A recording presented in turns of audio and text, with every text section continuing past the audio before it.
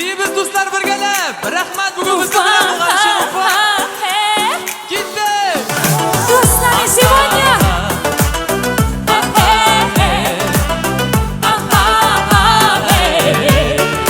Давай, давай.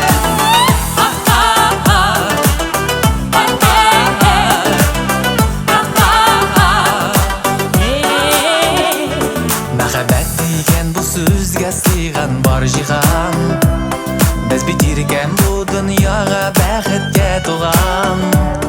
Ayta turgan so'zlarim bor tek senga g'ina. Sabr etib bildirmisha tek tinglig'ina. Yıldız bulup balqiysan tağımda, nurlar bulup qabındın janımda. Bari sina bağışlayma jırlarım, sina alıp barırlar yollarım. Yıldız bulup balqiysan tağımda, nurlar bulup qabındın janımda. Bari sina bağışlayma jırlarım, sina alıp barırlar yollarım.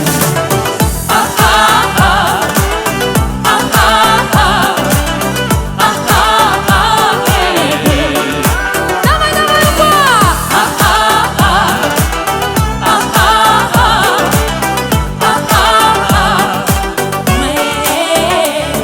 Әкият тылсымы барыдыр бұл мәхәббәттә.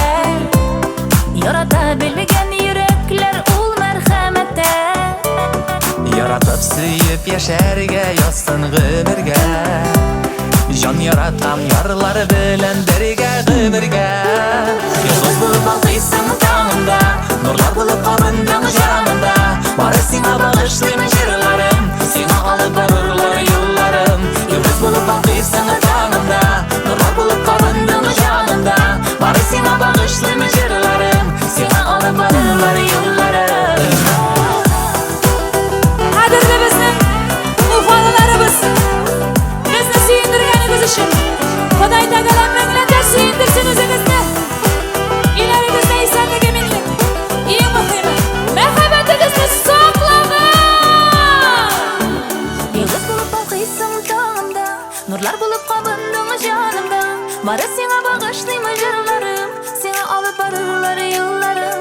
Yıldız bulup balqıysan tağımda, nurlar bulup qabındың janımda. Bari sina bağışlayım jırlarım, seni alıp barırlar yollarım. Yıldız bulup balqıysan tağımda, nurlar